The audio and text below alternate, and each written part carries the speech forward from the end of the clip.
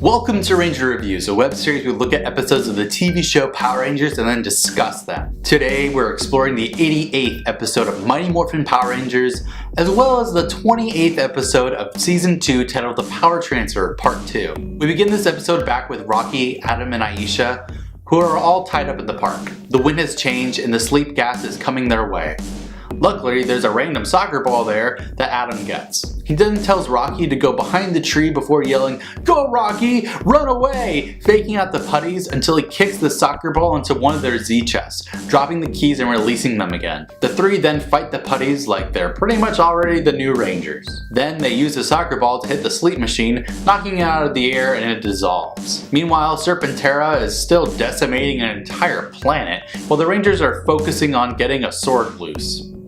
Billy takes out the ring that they got from Zordon, puts it on the statue's finger, and it releases the sword, grabbing it. Zed presses down on a button dramatically to kill the Power Rangers, completely destroying the entire planet again, and Jason yells, "Alpha, teleport us now!" before we see the statue's head in fire. Alpha is in the command center, pressing random buttons, and the Rangers are coming in pairs before Billy comes in, taking off his helmet, and he presses buttons too, getting Tommy. Zordon says, "Glad you guys didn't die," and he says it's time to prepare because Zed is going to destroy Earth with Serpentera.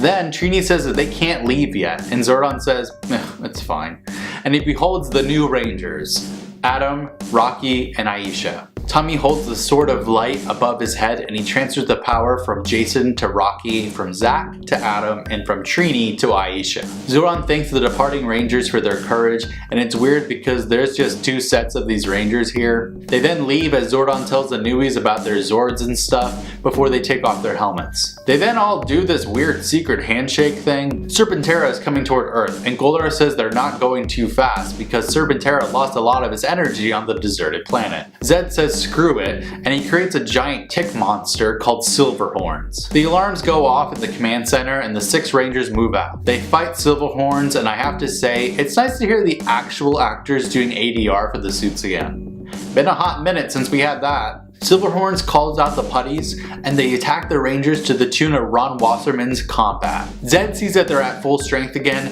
pissed that they have new Rangers, and he's mad at Goldar for them just being successful, so he tosses down a growing bomb, making Silverhorns giant. Zordon tells Tommy to call out Tor, and Rocky says he's gonna take on the monster on his own because clearly he has the tiniest dick and the most to prove. He calls out the Red Dragon Thunder Zord in warrior mode and he fights Silverhorns. Then the sky randomly goes dark, which is confusing and has no effect on anything besides the Zord just now fighting the monster with a filter over the footage. The 5 other Rangers see Serpentera getting ready to land from the ground, and the giant dragon looms from above, landing and standing. Tommy calls out the White Tiger Thunder Zord, converting it into warrior mode immediately to help out Rocky. Zed yells at Goldar to destroy Angel Grove, but then Serpentera goes dark, and Goldar says that they're completely out of power again. So now they're just standing there. The White Tiger Zord in warrior mode shows up, and it and the Red Dragon Thunder Zord fight Silverhorns, getting their asses kicked pretty easily. Then Tommy finally calls out Tor, despite Zordon saying to do that forever ago.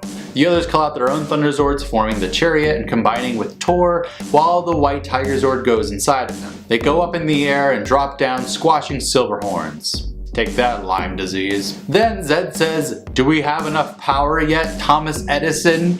to Goldar, which is one of the best lines ever. They then get a little bit of power and bail, and Zed promises to kill everyone some other time or whatever before Serpentera takes off from the ground, disappearing over the city toward the moon. In the command center, on the viewing globe, everyone is watching Jason, Zach, and Trini get to the airport in a taxi, and Kim waves. Aisha is also stoked to save the world from Zed, and Zordon says, "Congrats on being a new team."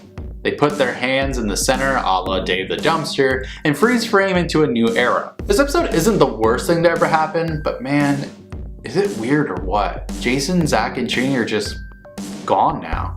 People who have been there since the very first episode are gone.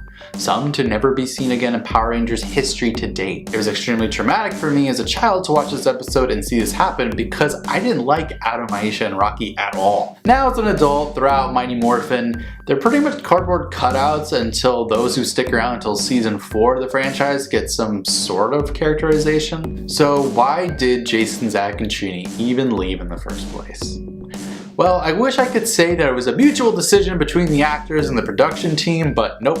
Turns out the principal actors of the show felt like they were being taken advantage of financially, which, to be honest, they were. The show made billions of dollars in its first year, and the actors were paid the same as someone who worked at McDonald's while being exempt from overtime, working 6 days a week with 12-hour days, and the 6th day usually ended up being them in a studio recording their voices over the suited footage. In addition to this, none of them were union, which means they didn't have the ability to get any sort of health insurance for themselves, nor did they have a minimum wage or even true workers' compensation laws, because if they got hurt, they would be stuck with the bill. The 3 actors, Austin St. John, Walter Jones, and Thuy Trang, decided that after it being a massive hit, they wanted to negotiate something a little bit more fair for themselves.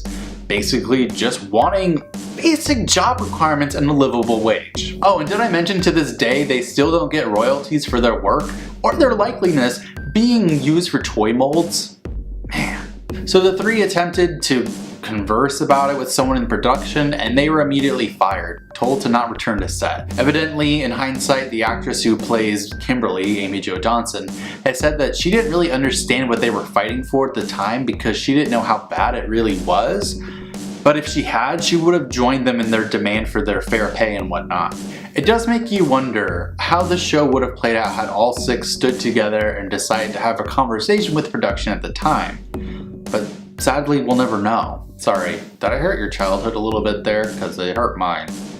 It's a crappy part of the show's history, and honestly, it's far from the worst part of it, but we'll get there when we do. Ads were then placed for 3 new Ranger actors, and Steve Cardenas, Johnny Young Bosch, and Karen Ashley were cast in the new roles, and they were then integrated into the show as slowly as possible despite the other 3 being gone. In fact, they've been gone since episode 20 of season 2.